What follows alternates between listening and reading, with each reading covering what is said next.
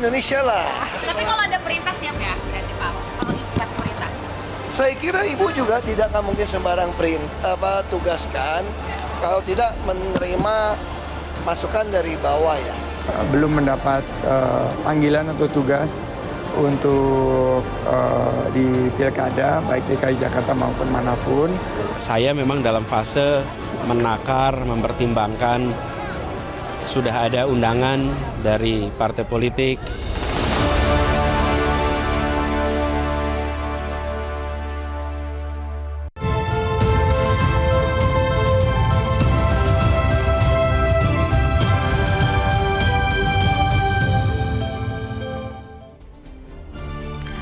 Halo, selamat malam pemirsa. Gelaran pemilihan kepala daerah masih bulan November, namun sejumlah elit parpol sudah memunculkan sejumlah nama untuk maju di kontestasi pilkada, khususnya di Jakarta. Nah, tak bisa dipungkiri meski nantinya tak lagi berstatus sebagai ibu kota, pesona Jakarta masih menjadi barometer politik di tingkat nasional. Terbukti bursa kandidat calon gubernur Jakarta adalah nama-nama besar yang tak asing lagi di kancah politik tanah air. Apakah akan ada kejutan di Pilkada Jakarta atau justru nantinya tak berbeda jauh dari konstelasi Pilpres 2024 lalu? Inilah panggung demokrasi. Siapa cepat rebut Jakarta?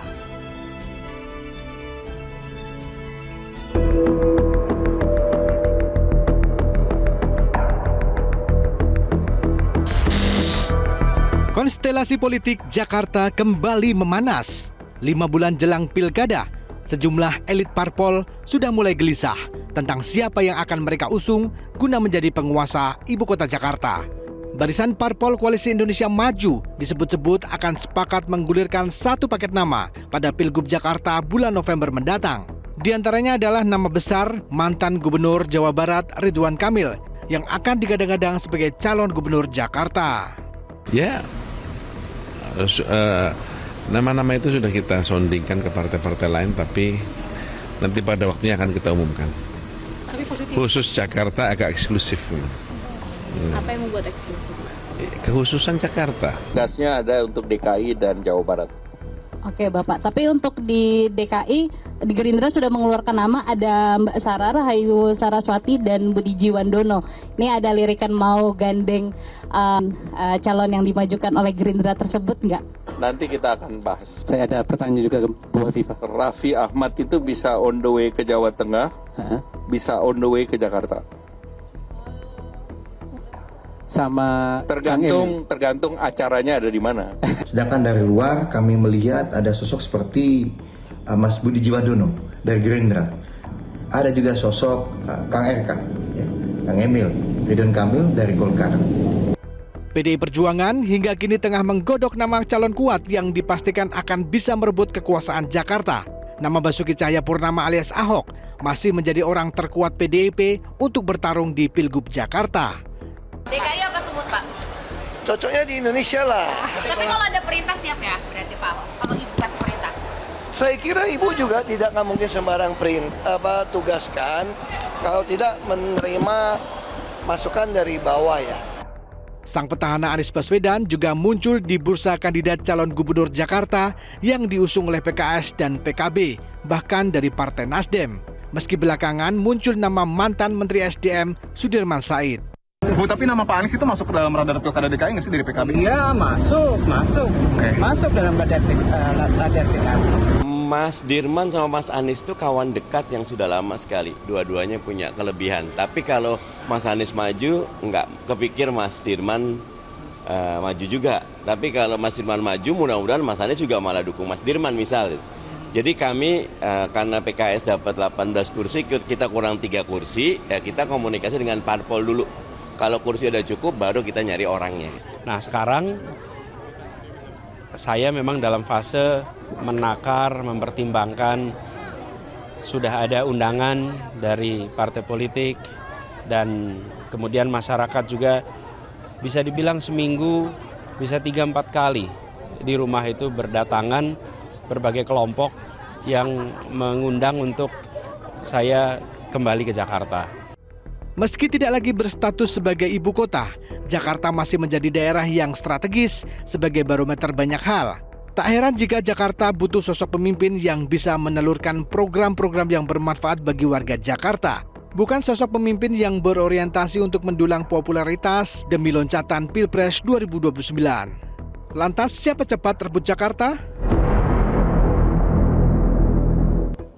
Bersama saya Vera Bahaswan dan telah hadir di studio para narasumber yaitu juru bicara Partai Keadilan Sejahtera Muhammad Iqbal.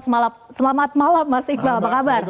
Waalaikumsalam. Oke, kemudian juga ada Joni Simanjuntak, Wakil Ketua DPD PDIP DKI Jakarta. Selamat malam. Selamat malam. Terima kasih sudah datang. Kemudian Renanda Bahtar, Wakil Sekjen Partai Demokrat. Selamat malam. Malam, Mbak Vera. Terima kasih sudah datang. Kemudian Dharma Pongrekun, Pak Bacagup Jalur Independen. Selamat malam. Malam, Mbak Vera. Kemudian Adi Praitno, pengamat politik. Selamat malam, Mas Adi Praitno. Selamat malam, Vera. Oke, mengawali diskusi kita saya ke Mas Iqbal dulu. Siap. Mas Iqbal, DPW PKS Jakarta sudah sepakat mengusulkan nama Anies Baswedan. Apakah DPP PKS sudah yakin, sudah mantap bahwa Anies lah yang akan diusung oleh PKS? Ya tentu saja aspirasi ini akan dipertimbangkan, dikaji, dan tentu saja ada tim yang dibentuk oleh Presiden PKS namanya tim penilai independen. Nanti akan dicari kalaupun disetujui ya siapa pendampingnya, juga termasuk tadi bagaimana juga mengajak partai-partai lain. Jadi usulan DPW ini akan dikaji oleh DPP, tetapi saya melihat memang antusiasme dari bawah, arus bawah memang itu cukup besar agar Mas Anies ini bisa diusung lagi oleh PKS. Apalagi PKS sebagai pemenang dan Ketua DPRD ke depan adalah PKS, tentu saja PKS memiliki peran strategis di Jakarta ini. Tentu saja kami memerlukan rekanan partner yang tentu saja akan kita dukung. Oke, rekanan partner. Artinya ingin berkoalisi lagi, melanjutkan koalisi perubahan seperti Pilpres kemarin? Ya bisa jadi karena koalisi ini tentu saja menjadi sebuah persaudaraan. Kita sudah pernah berjuang bersama, kita sudah pernah merasakan betul pahit getir perjuangan. Kenapa tidak kalau koalisi perubahan itu juga di Jakarta bisa diwujudkan? Tapi kalau tadi memang nama Anies ini banyak diinginkan oleh akar rumput dari PKS, tapi apakah akan ada syaratnya kalau kali ini untuk mendukung Anies di Pilkada Jakarta? Ya, sebagaimana statement Presiden PKS sebelumnya, kami menginginkan bahwa seandainya Mas Anies ini diusung oleh PKS, kami ingin kader PKS yang akan mendampinginya. Jadi wakilnya harus dari PKS? Iya, karena PKS adalah pemenang pemilu di Jakarta. Dan ini adalah kesempatan bagi kader-kader PKS, anak-anak muda khususnya, untuk bisa tampil juga. Karena selama ini kami sudah memberi ruang-ruang kepada banyak calon, termasuk kepada Mas Anies. Dan kenapa tidak kalau kali ini juga seandainya itu Mas Anies jadi diusung, Mas Anies juga mendukung atau menggandeng calon wakilnya dari PKS. Oke. Harus ada syaratnya itu ya, menjadi wakilnya dari PKS. Saya ingin ke Demokrat. Demokrat ini masih membuka peluang tidak sih sebetulnya untuk mengusung Anies atau mendukung Anies di Pilkada Jakarta, atau memilih untuk head to head lagi seperti di Pilgub DKI Jakarta 2017 lalu?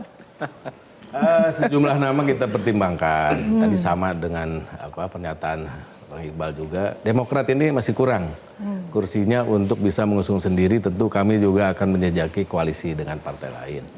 Tentu mungkin dalam hal ini kesempatan pertama kita akan diskusi dulu dengan teman-teman di Koalisi Indonesia Maju. Namun dari semua nama yang pertimbangkan, kami tidak memasukkan nama Anies Baswedan dalam. Tidak memasukkan, kenapa? Ya saya rasa mungkin kita sudah tutuplah itu cerita itu. Kita tentu punya kriteria-kriteria yang kita harapkan memang bisa membawa Jakarta ini.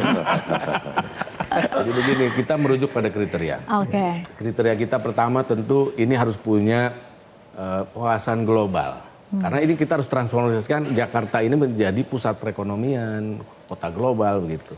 Kemudian juga harus bebas dan bersih dari masalah-masalah hukum. Kemudian dia harus punya leadership yang tinggi. Leadership juga itu banyak karakter ada di situ, ya kan? Ya, itu mungkin ketika kita pertimbangan nggak masuk itu di situ.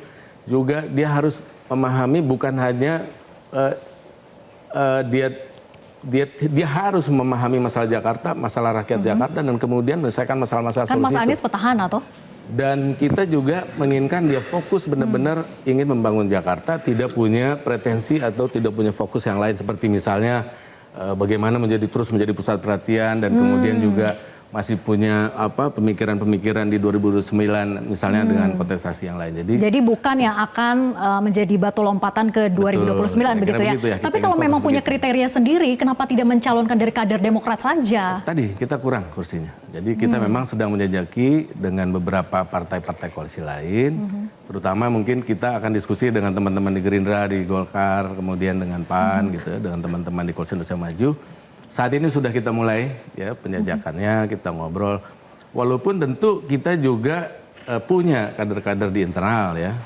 Mau yang mulai senior sampai yang masih muda tapi juga punya kapasitas tentu kita punya di Jakarta. Namun saya rasa kita juga nanti kembali harus realistis karena bagaimanapun juga popularitas, elektabilitas juga tentu menjadi pertimbangan yang paling utama.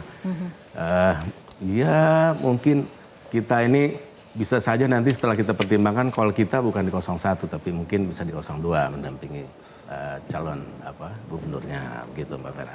Oke, baik. Saya ke Bang Joni. PDIP sejauh ini betulkah ada dari kader akar rumput yang mengusulkan nama Anies Baswedan? Pandangan itu ya ada-ada saja ya. Ada saja, betul memang ada akar rumput yang mengusulkan nama Anies. Mayoritas menginginkan bagaimana supaya kader internal kami yang kami tampilkan. Karena menurut kami, bagi PDI Perjuangan persyaratan penting itu adalah bagaimana dia bisa memahami Jakarta dengan problematikanya, termasuk masalah kebinekaan, ya, masalah toleransi dan intoleransi itu bagi kami penting. Implementasi Pancasila, pemimpin yang betul-betul bisa memahami Jakarta, tidak ada diskriminasi apapun di situ. Itu salah satu. Tapi yang paling penting bagi kami adalah salah satu persyaratan penting memimpin Jakarta dengan pengalaman-pengalaman yang sudah-sudah itu dibutuhkan leadership yang kuat, pemimpin yang kuat. Dia tegas, tetapi juga tidak hanya mengandalkan populisme, tetapi hanya sekedar artifisial ya, menindakmubukkan rakyat dengan kebijakan-kebijakan yang sebenarnya tidak membangkitkan kemampuan masyarakat. Siapa sih nama yang kuat yang saat ini ingin diusung oleh PDIP? Ya ada Pak Ahok, ada Ibu Tri Risma hari ini, termasuk juga ada Hendra Prihadi, termasuk ya beberapa orang itu. Tapi bagi kami menjadi salah satu pegangan adalah ketika Ahok memimpin Jakarta, ada sebuah perubahan yang drastis di Jakarta, khususnya ASN di dalam hal melakukan pelayanan publik. Saya pikir perubahan itu harus kita mulai dari sana. Karena birokrasi di Jakarta itu bisa terbenahi sedemikian rupa dengan kemampuan memberikan pelayanan yang bagus, ya, ikan akan luar biasa sekali. Jadi Jakarta nanti bisa menjadi salah satu teladan bagi provinsi-provinsi lain. Oke. Ya, tadi ada menyebut nama Ahok. Ahok ini kan juga diinginkan untuk maju di Pilgub Sumatera Utara yang nantinya berhadapan dengan Bobi Nasution. Jadi lebih dipilih mana nih? Ahok akan ke Sumut atau ke Jakarta sebetulnya? Memang waktu yang sedikit singkat ini bisa saja ada terjadi perubahan. Di dunia politik kan beberapa menit-menit juga bisa terjadi perubahan. Ada pertimbangan-pertimbangan lain. Tapi juga kita juga akan melihat juga siapa kawan-kawan kita yang bisa kita ajak untuk bekerja sama. Karena PDI Perjuangan hari ini kan memang ada sedikit perubahan dari pemilu kemarin. Tetapi menjadi patokan kami itu tidak hanya dengan semangat pragmatisme, tapi bagi kami bisa bekerja sama dengan ideologi yang jelas supaya jangan ya gampang berubah sana dan sini. Itu yang paling penting bagi kita. Tapi sejauh ini condong kemana Ahok ditempatkannya? Lebih condong ke Jakartanya kah atau ke Sumatera Utara? Saya belum bisa memastikan untuk ke situ ya. Karena memang kan ini memang bagi sebagian orang sekian bulan ini singkat. Tetapi bagi di dunia politik praktis itu bisa juga kita katakan ya masih bisa berubah sedemikian rupa. Makanya bagi kami sendiri tadi yang kita katakan tadi kami juga tetap dengan semangat kerjasama itu penting. Karena memimpin Jakarta ini kan nggak bisa sendiri. Kita harus bersama-sama. Karena Jakarta juga adalah barometer Indonesia. Indonesia mini. Semua suku ada di sini. Bagi kita itu juga menjadi satu pegangan bagi kita sendiri. Tetap walaupun bukan lagi menjadi ibu kota, tetap menjadi barometer untuk tetap menjadi politik barometer nasional ya, terutama untuk Pilpres 2029 nanti.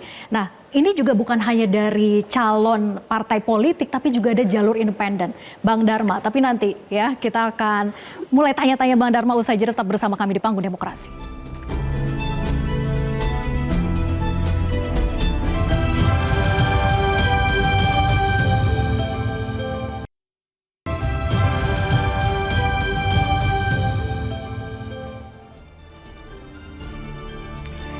Kembali bersama kami di Panggung Demokrasi. Saya ke Bang Dharma. Bang Dharma, calon independen itu kan hampir tidak diminati ya di sejumlah daerah begitu. Terbukti di Jakarta juga hanya satu sejauh ini sampai dengan penutupan dari KPU begitu.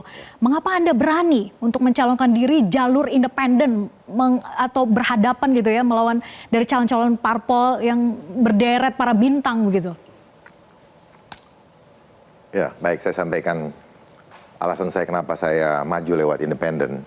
Yang pertama adalah alasan sekali lagi WHO Pandemi Treaty. Yang banyak tidak diketahui orang, tetapi ini mengancam kedaulatan bangsa dan mengancam juga keselamatan rakyat, termasuk kita semua. Yang kedua adalah saya ingin membuat rakyat Jakarta aman, perutnya kenyang, tercukupi, bisa sekolah, dan nyaman dari macet dan banjir. Kenapa saya harus sampaikan masalah WHO Pandemi Treaty ini?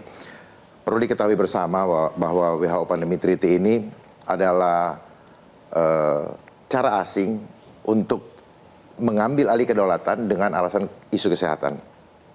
Manakala ini berlaku, dinyatakan oleh WHO bahwa ada pandemi di suatu negara, maka mau tidak mau Indonesia harus ikut di situ. Bang Dharma, tapi ini kan dua hal yang berbeda ya. Anda maju di Pilgub Jakarta, sementara yang Anda katakan tadi motivasinya adalah soal WHO Pandemi Treaty. Itu berkaitan dengan lingkup dunia atau global. Tadi global.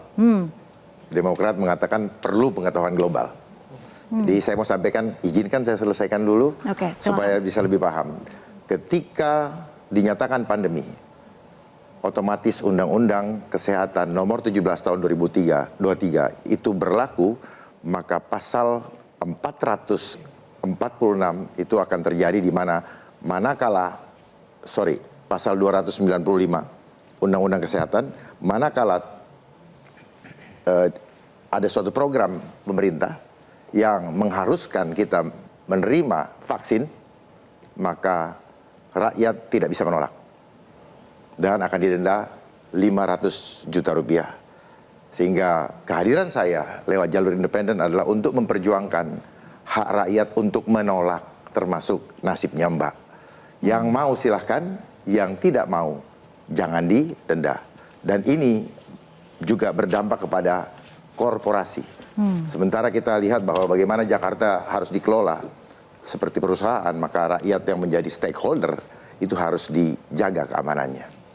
Oke, Mas Adi Pray, ini ada jalur independen yang akan maju begitu ya di Pilgub Jakarta, mewarnai dari sekian banyak calon yang akan diusung oleh partai-partai politik.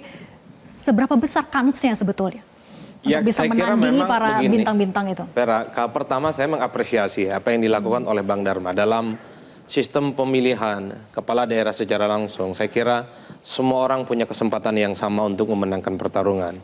Memang sejauh ini tingkat probabilitas kemenangan calon perseorangan itu kan hanya sekitar 1, sekian persen.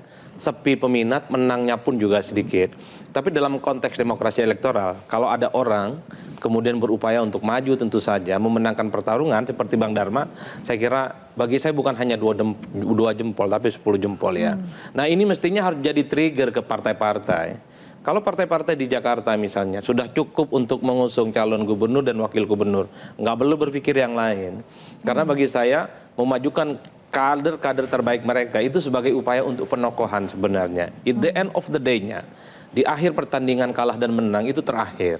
Tapi memang ada kecenderungannya. Setelah ada pemilihan pilkada secara langsung, partai-partai itu berpikirnya pragmatis. Semua membaca tren dan angka-angka survei.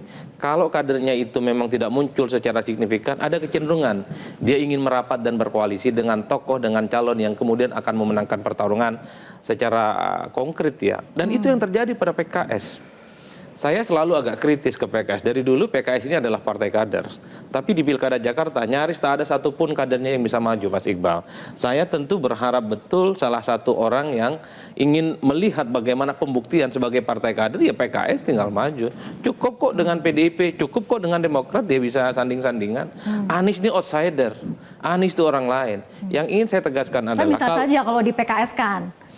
Oke, yang saya ingin tegaskan adalah bahaya partai politik kalau hanya menjadi perahu untuk orang yang selama ini tidak pernah membesarkan partai. Dan ini mestinya harus dilihat. Begitupun dengan PDIP, begitupun dengan Demokrat. Sebisa mungkin kader terbaiknya lah yang harus diusung dalam kontestasi. Kenapa begini? Supaya menjadi anggota partai, menjadi kader partai itu ada faedahnya. Kalau kemudian ujung-ujungnya partai mengusung orang yang bukan kader, tidak pernah berkontribusi untuk partai, ya lucu sebenarnya. Partai itu kan bukan hanya soal rekrutmen, tapi bagaimana kaderisasi itu bisa diwujudkan dalam wujud yang nyata. Pilkada itu adalah parameter utamanya. Oleh karena itu bagi saya di antara sekian begitu banyak nama-nama yang mentereng, pada ujung-ujungnya sangat tergantung bagaimana keputusan elit partai kok. Ridwan Kamil boleh mentereng namanya, tapi kalau Golkar memerintahkan Ridwan Kamil di Jawa Barat nggak bisa menolak. Kemudian misalnya Anies Baswedan punya nama besar, tapi kalau kemudian per hari ini tak ada partai yang cukup serius, nggak bisa maju. Kalau Nasdem mengurungkan niat, PKS mengurungkan niat, ya PDIP ini kan baru-baru ini aja mencoba untuk bicara tentang Anies ya. Padahal kalau bicara tentang ideologi, Bang, saya nggak melihat ada titik temu ya. Ini bagaikan langit dan lubang sumur sebenarnya. Bainas sama wal lubang sumur kan kira-kira begitu. Tapi untuk tujuan pragmatis mungkin juga. Karena yang dihadapi ini adalah koalisi pendukungnya Prabowo dan Gibran. Mungkin di situ nanti ada namanya Budi Juwandono dengan siapapun atau dengan Raffi Ahmad. Bukan tidak mungkin nanti akan ada duet maut antara Anies dan Ahok. Oh keren betul itu barang Pak. Atau antara Anies dan mungkin dengan Mas Iqbal, siapa tahu. Ini kan soal kepentingan bagaimana cara untuk berkompetisi. Tapi secara prinsip sebenarnya kalau kita sebagai peneliti selalu ingin mengarahkan bahwa partai itu adalah tempat untuk memproduksi supaya kader-kadernya itu bisa dimajukan. Kalah itu urusan belakangan, menang itu adalah bonus. Tapi yang paling penting kader-kader yang dari bawah memulai karir politiknya diberikan kesempatan untuk tampil dalam pentas-pentas politik elektoral. Pilkada salah satunya. Mas Adi Pray, ini kita ada hasil dari beberapa lembaga survei begitu ya, untuk hasil survei sementara bahwa nama Ridwan Kamil unggul dibandingkan petahana Anies Baswedan. Benar kata Mas Adi Pray tadi, mentereng nama Ridwan Kamil. Ini mengapa bisa terjadi pergeseran sebetulnya? Kan Anies Baswedan itu petahana. Ya kalau mau jujur sebenarnya, kebetulan di awal Januari 2014 saya juga ada data survei, meski tidak dirilis ya. Kenapa Ridwan Kamil? Karena dianggap sebagai sosok yang dinilai punya kapasitas, kompetensi dan pengalaman kerja. Di samping memang populer ya, itu Ridwan Kamil. Maka ketika namanya disonding ke Jakarta, dia mendapatkan respon dan resultan yang cukup bagus. Itu Ridwan Kamil. Kenapa Anies berkurang? Karena bagi orang Jakarta, Anies levelnya bukan gubernur lagi, tapi dia tokoh nasional. Jadi Anies kalau kemudian kembali ke Jakarta, ini secara tidak langsung menurunkan kualitas dan kredibilitasnya sebagai tokoh yang... Jadi pandangan para loyalis mendukung Anies itu akan mendowngrade justru kan sebenarnya dari selama ini nasional ke daerah lagi gitu ya. Kalau Anies sebenarnya punya loyal dan strong voter, nggak bisa dibantah. Tapi orang-orang rasional yang selama ini menganggap Anies itu memang naik kelas dalam konteks pilpres, jangan lagi datang ke Jakarta. Anies mesti punya guidance lain supaya stamina politiknya terus terawat. Tidak harus jadi gubernur Jakarta. Ini yang kemudian membuat kenapa pemilih-pemilih Jakarta yang saya sebut sebagai upper class, baik secara ekonomi ataupun dalam konteks pemilih secara rasional, itu lebih banyak memilih Ridwan Kamil. Karena orang ini dinilai sukses ketika dia memimpin di Bandung, kemudian menjadi gubernur di Jawa Barat. Nah Anies sekali lagi sudah mulai banyak pemilih-pemilihnya yang nggak berharap di Jakarta. Anies sudahlah jangan turun kelas, tetaplah di orbit sebagai pemimpin nasional. Ya carilah kesempatan di 5 tahun yang akan datang. Mungkin gabung PKS, mungkin gabung Nasdem, siapa tahu juga gabung sama Demokrat, siapa tahu kan. Siapa tahu gabung PKS tuh, komentarnya Bang Iqbal. Ya makanya itu berbeda. Prabowo setelah nyapres lalu jadi menteri, apakah dia turun kelas? Ya tidak. Jadi hipotesis itu saya kira tidak tepat. Kenapa? Karena kita ingin Mas Anies ini terus menyala. Menyala abangku. Menyala abangku. Ya kan? Kenapa? Kalau dia tidak mendapatkan, tidak berada di Jakarta lagi, tentu saja pertama dia kan punya basis. Kepuasan Mas Anies ketika menjadi gubernur itu 80% lebih. Artinya apa? Bahwa sebenarnya kita tinggal mengkomunikasikan saja kepada rakyat, kepada pemilih bahwa Pak Gubernurnya kembali. Kenapa? Kan kedua tentang kader dan PKS tadi, bahwa PKS kali ini sudah jelas kami ingin bahwa kalaupun mendukung Mas Anies, kami ingin wakilnya kali ini dari PKS. Dan itu sudah disampaikan pimpinan kami. Dan ini adalah memang kesempatan benar.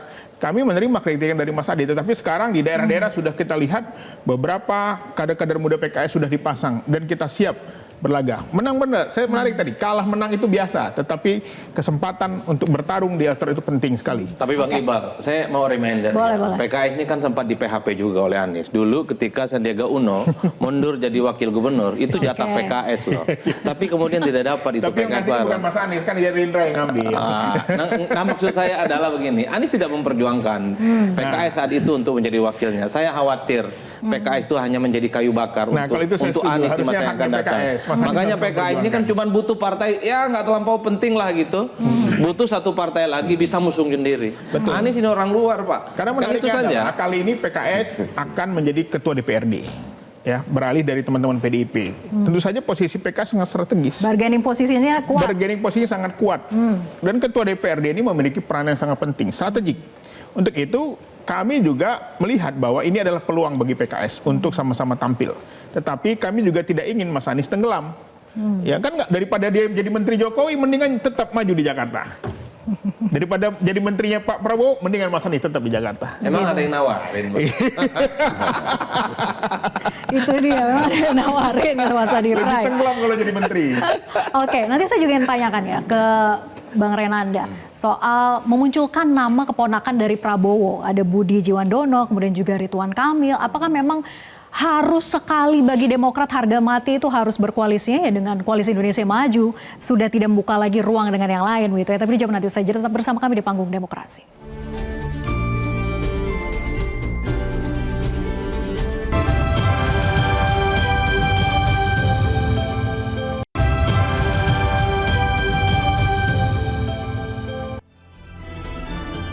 Terima kasih Anda masih bersama kami di Panggung Demokrasi. Bang Renanda, jadi Demokrat itu sudah mengunci betul hanya berkoalisi dengan Koalisi Indonesia Maju. Jadi lanjut nih dari Pilpres ke Pilkada. Ya, jadi saya sampaikan tadi tentu kita ada ya first thing first ya buat kita. Jadi memang tentu di beberapa daerah agak luas lah kita fleksibel.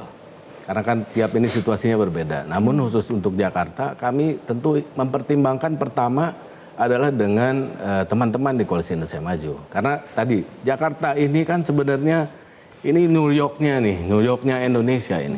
Jadi tadi itu dia harus benar-benar punya kemampuan beda kan. Kalau memang nanti ibu kota sudah tidak ada pemerintahan, dia harus mampu menjadikan Jakarta ini menjadi benar-benar pusat perekonomian nasional. Dan tadi itu, dan tentu dia harus punya leadership yang kuat, punya wawasan untuk bisa mengembangkan benar-benar ekonomi kita menjadi ekonomi yang kuat. Nah, salah satunya tadi disebut selain Ridwan Kamil tadi, Budi Satrio Jiwandono ini dia dulu di Amerika di Craft University itu dia ngambil Government and International Relations. Jadi artinya dia punya basic itu juga. Wajar kalau itu menurut kami ini masuk kriterianya. Di samping tentu kita melihat keberhasilan dia ketika di TKN Bravo dan seterusnya ya memimpin itu. Dan kita melihat leadership-nya kuat.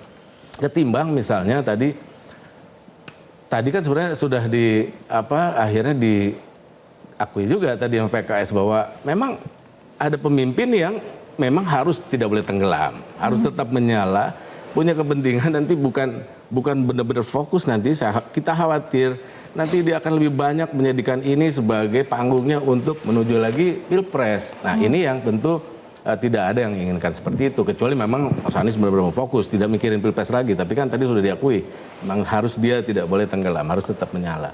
Itulah mengapa tidak masuk kriteria itu, di samping tentu masalah soal lain-lain kemarin itu ya. Saya nggak mau bahas lagi, selesai semua orang udah tahu lah cerita itu. Nah tetapi tentu kita Demokrat tentu karena masih membicarakan banyak dengan partai-partai lain juga, ya tentu selain Koalisi Indonesia Maju kita juga terbuka untuk nanti berkomunikasi dengan partai-partai lain. Kita juga punya kader-kader yang nggak kalah sebenarnya Jakarta yang bisa ditawarkan dengan partai-partai lain. Kita punya Pak Mujiono, Ketua DPD. Kita punya Artinya tidak mengunci Muhammad hanya Kim Ali. saja? Parpol yang ada di Kim saja tidak mengunci itu?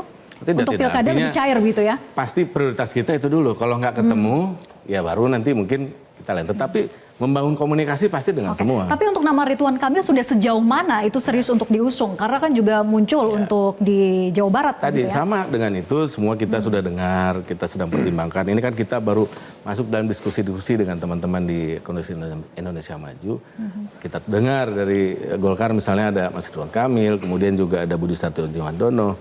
Kita juga mendengar ini masih cair soal pasangannya, tapi ada yang bilang juga dengan Raffi Ahmad juga memang sudah dekat ya, udah fix. Nah, tentu kita semua ini kita pertimbangkan karena tadi itu kita kembali Demokrat tidak lagi mentang-mentang apa atau alasan A dan B, tetapi kriteria tadi kita sudah punya tadi 7 balik lagi kriteria tadi. ya. Saya ke PDIP, Bang Joni, dari hasil Rakernas kemarin itu rekomendasinya dimunculkan salah satunya hanya boleh melakukan kerjasama politik dengan partai yang punya komitmen tinggi menjaga konstitusi. Artinya sudah menyaring parpol mana yang boleh kerjasama dan mana yang tidak, begitu ya? Iya, karena memang PDI Perjuangan ini juga punya pengalaman ya, bahwa Indonesia ini rentan ya terhadap perubahan-perubahan yang kemungkinan besar keluar dari jalur konstitusi. Maka bagi PDI Perjuangan masalah Pancasila itu adalah persoalan penting. Walaupun kita juga nggak berani mengklaim sendiri. Partai-partai lain juga punya pandangan seperti itu. Tetapi kami melihat, kita mencoba sekarang begini. Kecenderungan yang kita gampang berubah-ubah, ya hanya karena pragmatisme, itu mulai kita tinggalkan ya. Kita berusaha, makanya fungsi partai politik dalam hal merekrut calon pemimpin itu, itulah yang nanti mau kita implementasikan di lapangan. Ya makanya kita mencoba kader internal kita utamakan, tetapi karena kita juga sadar bahwa nggak mungkin hanya satu partai bisa membangun Jakarta yang begitu complicated ini, kita siap juga bekerja sama dengan partai lain. Itu pegangan kita. Karena kita tidak juga berani merasa bahwa PDI Perjuangan inilah partai yang hanya bisa merubah Jakarta ini. Tetapi kita mencoba mewarnai. Makanya tadi yang dikatakan tadi, pegangan kita adalah persoalan konstitusi adalah persoalan penting bagi PDI Perjuangan. Jadi boleh kita tadi seperti katakan Bung Adi tadi, bagi kita soal kalah menang itu adalah bukan menjadi salah satu patokan. Tapi bagi kita tampil tapi bisa mewarnai bahwa mindsetnya orang Jakarta harus kita rubah sesuai dengan konstitusi kita. Bang Joni, tapi kalau melihat peta basis kekuatan gitu ya, kalau PDIP itu kan menguasai di Jakarta Utara dan juga Jakarta Barat. Kemudian PKS itu di Jakarta Timur, Jakarta Selatan, Jakarta Pusat. Nah, apakah ada kemungkinan untuk membuka peluang bekerja sama dengan PKS untuk berduet di Jakarta? Ya, sepanjang yang kita katakan tadi, ya, kita punya satu pandangan yang sama tentang bagaimana membangun. PKS masuk pandangan yang sama?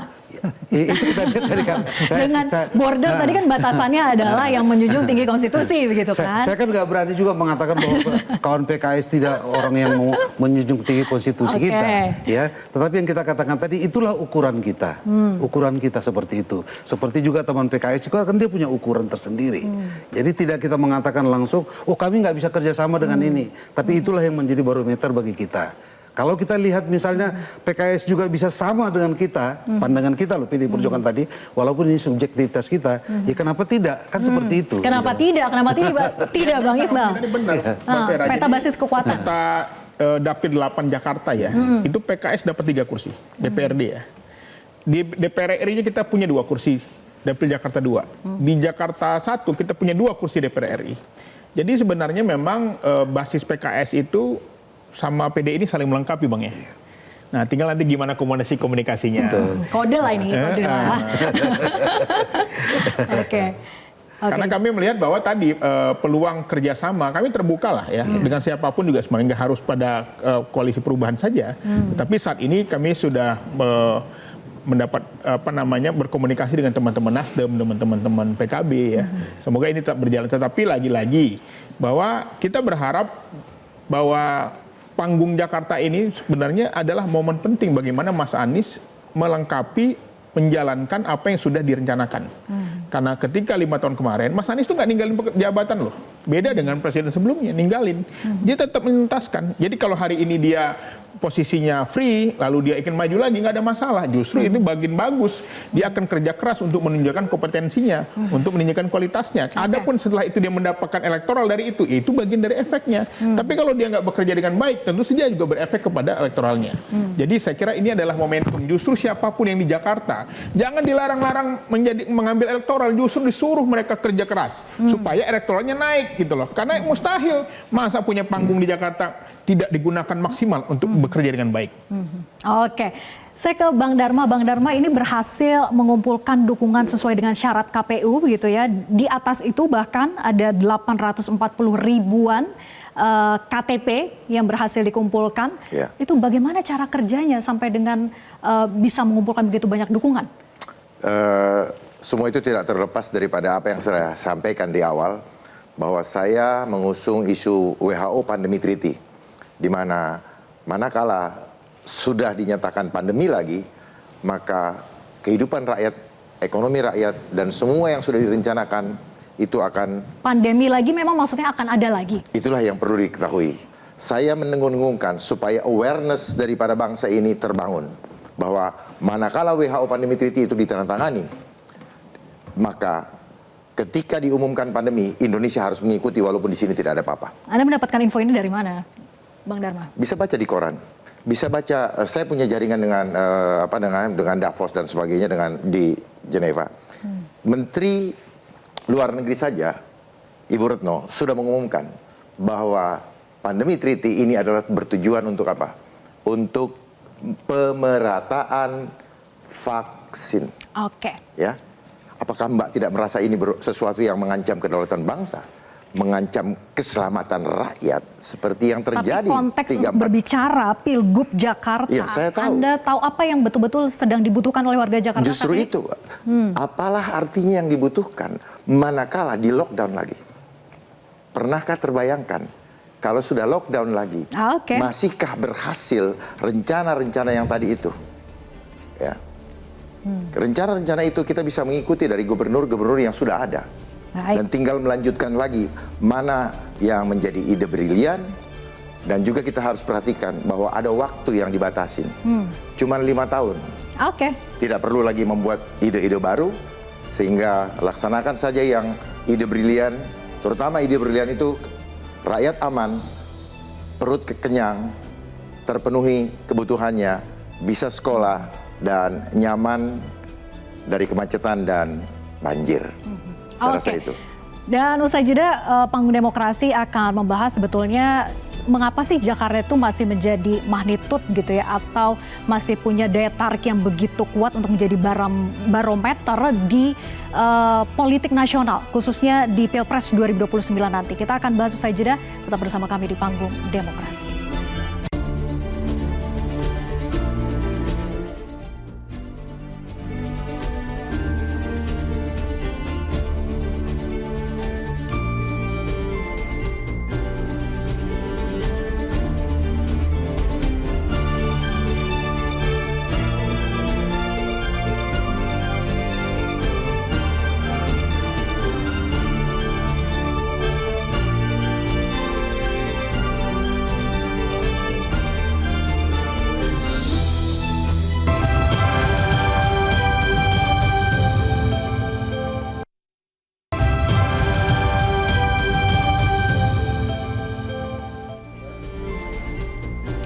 Kembali bersama kami di Panggung Demokrasi. Saya ke Bang Joni. Bang Joni, seberapa penting sebetulnya pertarungan di Pilkada Jakarta ini bagi PDIP untuk menyiapkan di Pilpres 2029? Ya sebenarnya bagi PDI Perjuangan semua penting ya. Tetapi memang Jakarta ini ada pentingnya, ada khususnya juga. Kan gitu. Ya. Karena memang kita juga harus melihat bahwa semua pandangan kan ke Jakarta. Orang melihat bahwa Jakarta itu seolah-olah segalanya.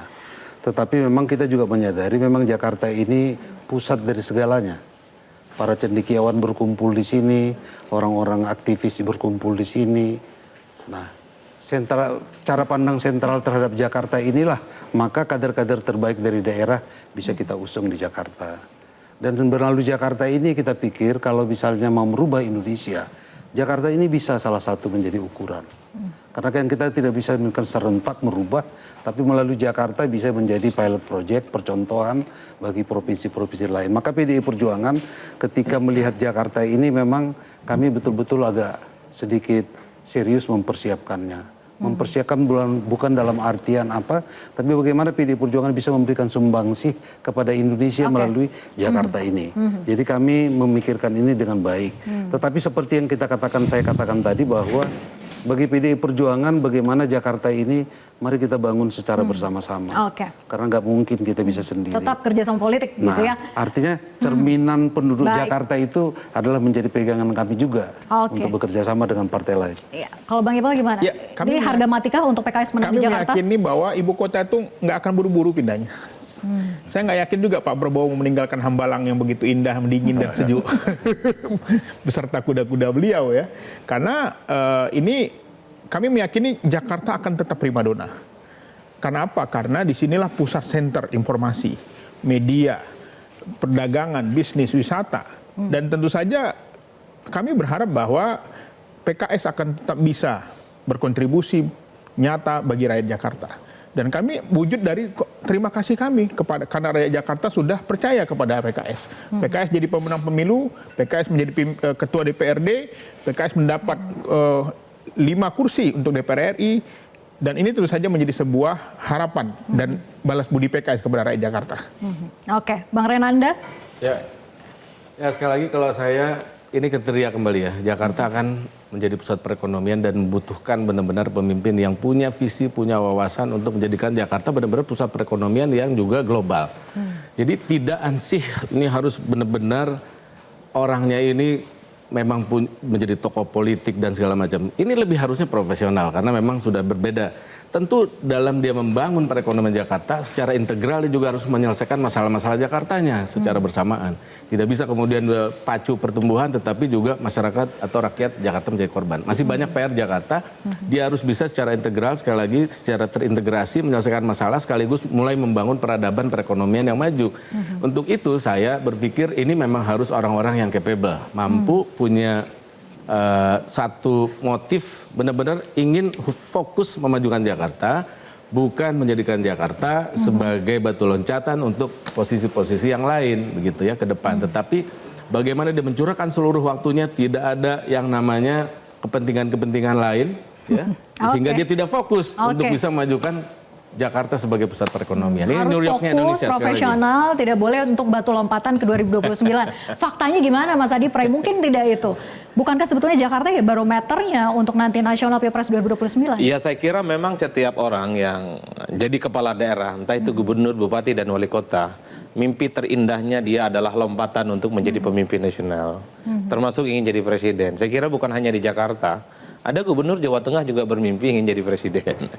Dan gubernur-gubernur yang lain juga bermimpi ingin jadi presiden. Saya kira sah-sah aja. Secara alamiah memang setiap event politik, setiap jabatan-jabatan publik selalu coba untuk diekspos sebagai bagian untuk menuju RI 1 ataupun RI 2. Tapi yang paling penting bagi saya adalah kalau soal Jakarta ya.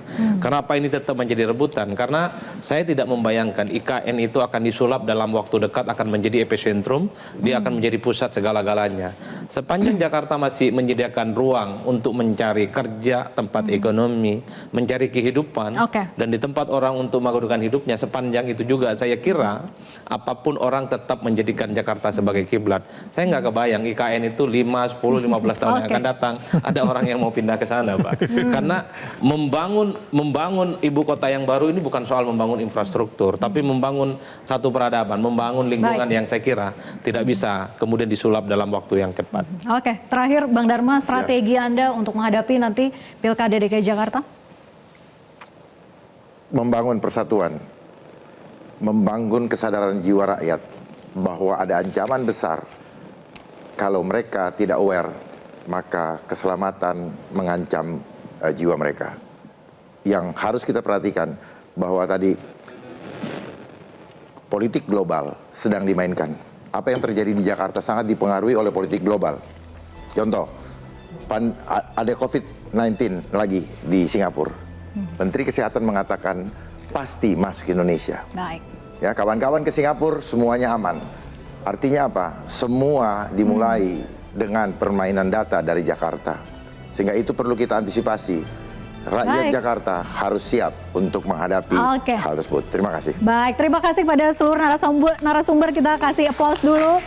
Terima kasih atas diskusinya. Dan pemirsa, siapapun boleh mengikuti Pilkada Jakarta, tak melulu harus dari kalangan parpol. Karena sejatinya pemimpin Jakarta akan dipilih langsung oleh rakyat Jakarta, tak hanya mewakili partai politik, yang penting warga Jakarta harus cermat dan tepat dalam memilih calon gubernurnya. Setidaknya para calon jangan hanya menjadikan Jakarta sebagai loncatan untuk Pilpres 5 tahun mendatang, namun benar-benar mengabdi untuk membangun kota Jakarta.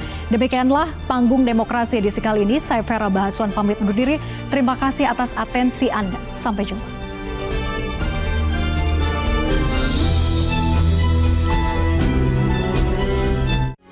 Metro TV. Jelajahi cara baru mendapatkan informasi. Download Metro TV Extend sekarang.